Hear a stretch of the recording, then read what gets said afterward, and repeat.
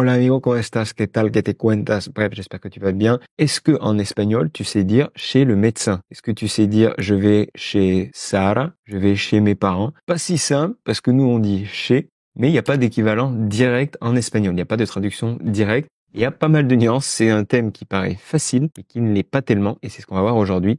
Traduire chez, C-H-E-Z, en espagnol. Para empezar, vamos a ver cómo hablar de la casa de alguien. Commençons par dire chez quelqu'un, dans la maison de quelqu'un, comment on dit ça en espagnol par rapport à son domicile. Déjà, pour dire chez moi, on ne pourra pas dire ça directement, on va dire en mi casa. En mi casa, chez moi, à la maison, en mi casa. Et si tu veux dire chez quelqu'un, on va dire en casa de alguien. En casa de alguien. Par exemple, si tu dis je suis chez mes parents, tu vas dire estoy en casa de mis padres. Estoy en casa de mis padres. Je suis chez mes parents. Este dolor. Estoy en casa.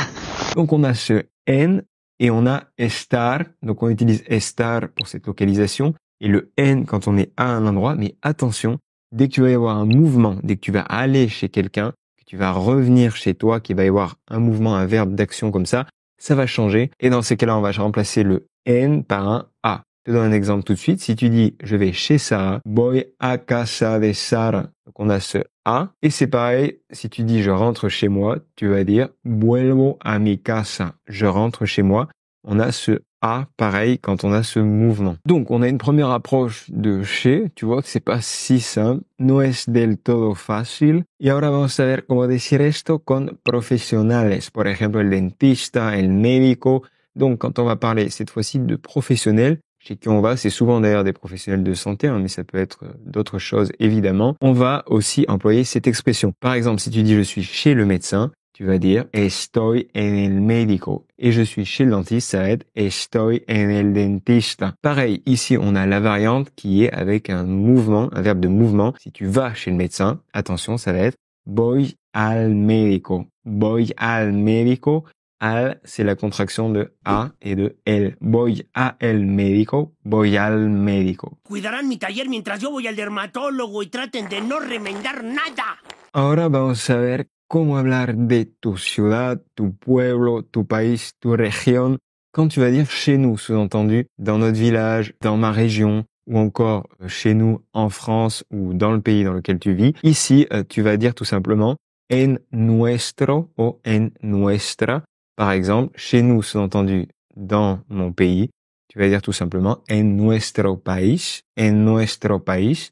Pour un village, ça va être en nuestro pueblo. Por ejemplo, en nuestra región, los veranos son muy calurosos. Dans notre région, chez nous, les étés sont très chauds. Y para terminar, para hablar de una persona, lo que te gusta de una persona, pour parler de chez quelqu'un, ce que tu aimes, quelque chose que tu vas relever chez une personne, sous-entendu dans sa personnalité, sa façon d'agir. Ici, tu vas utiliser tout simplement de. Lo que me gusta de él es que es muy amable. Ce que j'aime chez lui, c'est qu'il est très aimable, très sympathique. Lo que no me gusta de Sarah es que es muy egoísta. Ce que je n'aime pas chez Sarah, c'est qu'elle est très égoïste. Donc, à chaque fois, tu vas dire de la personne. Ce qui, au final, est assez pratique et facile à retenir. Creo que es lo que más me gusta de ti, tu familia, y cómo la quieres. Y bueno, amigo, ¿dónde estás tú ahora? À présent, à toi de me dire où tu te trouves, toi, en ce moment. Est-ce que t'es chez toi? Est-ce que t'es chez des amis? Est-ce que t'es chez le dentiste, peut-être, chez le médecin?